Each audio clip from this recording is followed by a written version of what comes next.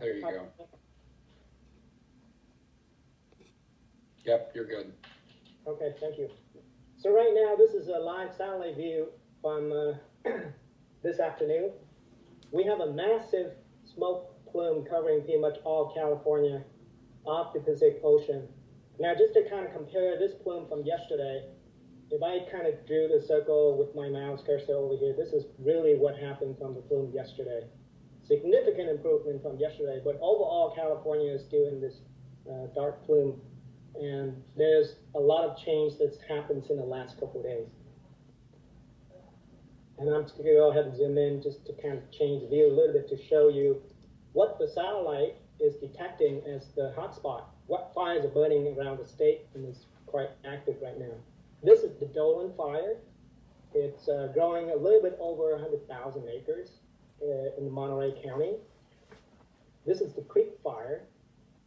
This is the Bear Fire, which is really close to the Camp Fire, which is really occurring in 2018 up here.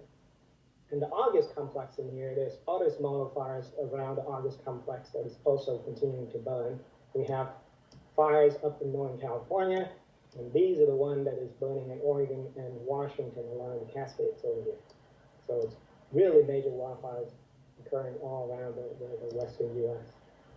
Now, yesterday we had really spectacular orange skies around the Bay Area. This morning and today it has dramatically decreased. Part of that is also due to the fact that we are getting less thick smoke plume. As you can see in this picture, now I've been watching this over the last, I don't know, couple of weeks. I don't know how these smoke plume really change over time.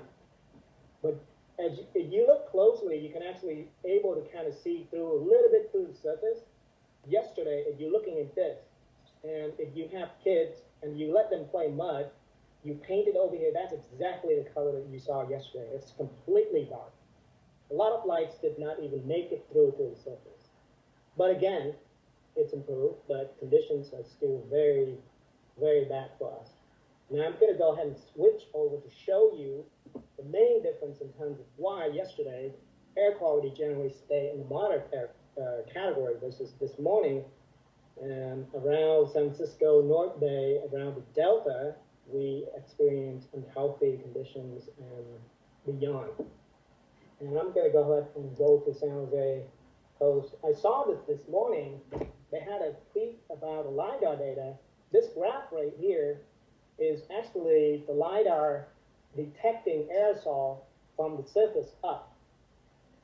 What they're indicating is that this morning, overnight into this morning, this dark red line that run across, what it's indicating there's all the smoke particles being trapped near the surface.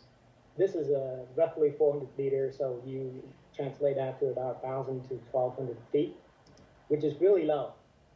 Now, folks have been asking them to share the data from yesterday. I guess they still processing that, but the day before, to give us a glance of what's going on, this is on the 9th, by the way. So we clearly see that the aerosol content has changed substantially, at least what the San Jose State LiDAR was able to detect. But we also see a lot of the smoke aloft, and we can see some of those layering, at least at 2,500 meters and above, translate to roughly 5,000-6,000 feet and higher.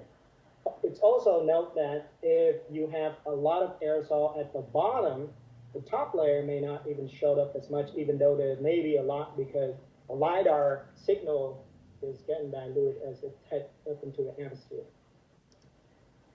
And that's the key difference, is that we get a lot of the aerosol pretty much trapped near the surface. Because the smoke plume was so dense and so thick, it really changed the whole chemistry and as well how weather really impacts. Yesterday, Richard was showing that some of the temperatures across the Bay Area was like 20 degrees cooler than what the model was predicting, because solar radiation was not able to reach the surface at all. And I'm just going to go ahead and show this as another view of the different type data, also from San Jose State. This is what they measured at. This is from yesterday going into around 2 p.m. this afternoon, and it's showing kind of the same thing. Above the surface, you still got stuff, but because of the intensity of that aerosol, you're not able to penetrate through that layer. And I'm going to go ahead and go directly into the current air quality conditions. Again, yesterday, if you look at this map, all these would have been yellow, which indicate they were in the moderate range. Today, completely changed. This morning, it was mostly concentrated right along the southern portion of Marin County into the East Bay, along the peninsula, and also the North Bay. Now, right now, it has spread pretty much all across most of the Bay Area. The South Bay still not getting that yet because the winds today have continued to stay pretty light. We are getting onshore winds and it's starting to pick up later. And what that's going to do is that as you head into the night, for those folks who live in South Bay, I anticipate these regions to begin degrade in terms of air quality. So if you're looking at a map, you're going to see these dots begin to change into orange. I'm going to go ahead and switch over to show you a live camera. This is over Mount Tam in the North Bay. Again, this is a lot less dramatic than what we had yesterday, but it's still really showing a really dense, thick smoke. Again, this is at high elevation because it's Mount Tam. You have time, you should check out this page. It's really powerful, just kind of see the impact across the region. I'm just going to scroll down to see the screenshot, some of these. Ignore that one. Actually, it got burned down by the fire, the LMU complex, a couple weeks ago, because the fire burned right through that site. But you can kind of see the impact from that. Yesterday, all these were red and oranges because of the impact. And I'm going to go ahead and switch over to show you the model prediction of what's going on. This is what the model is saying for today going into tomorrow, and what I have here displayed for the afternoon tomorrow, it's smoke plume for the entire atmosphere. So you go from the surface all the way up. The model is saying that, well, that smoke plume that you see from the satellite is not going to change much within the next 24 hours to 36 hours.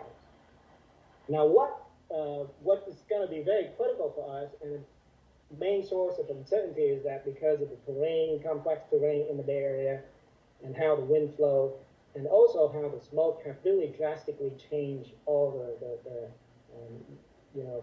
solar radiation at the surface.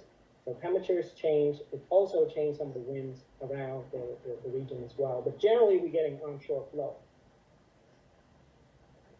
The model is not able to attribute the smoke within the atmosphere.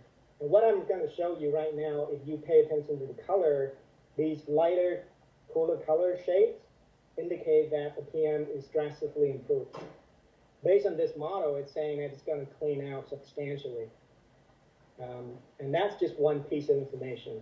Based on what we've seen and the fact that the winds are currently pretty light, we don't anticipate the condition to really drastically change much. Now, we look at the marine layer, which is typically the layer between the surface to roughly 1,000 to 2,000 feet during the summertime when we have fog and stuff like that, stratus along the coast, sometimes we move inland. That's been changed quite a bit. I'm actually surprised to see that as this afternoon we're looking at, so what you're looking at here is just basically the blue shading color, and that's kind of indicating where the marine layer is. And it's actually decreasing for this afternoon. Usually that's not how it's supposed to be. But because of smoke, that's impacting that. So as we head into the night, perhaps we're going to get another night where the model is not able to detect this very accurately, and we're going to get really shallow marine layer. And you may get the same conditions with the South Bay as indicated by the San Jose model, where it's saying that the lowest layer is really compressed. And that's going to increase the concentration because you increase the volume while keeping the smoke concentrations constant. I'm just going to go ahead and end with showing you the wind maps a little bit here. Over the next couple of days, at least now until tomorrow, you continue to see the onshore flow. Onshore winds is starting to pick up a little bit. Tomorrow morning, overnight, it's going to begin to die down and start picking up. What we're going to get into a more northwesterly flow, at least at the surface, through the Bay Area. this is going into tomorrow afternoon. So that's going to help improve some location around the Bay Area, but we do not anticipate the conditions that the model is predicting because we have so much smoke out there off the ocean, and also the fact that the model is not able to resolve these because of the smoke is changing the meteorology overall. And I would like to end with that, and if anybody has any questions, I can take that.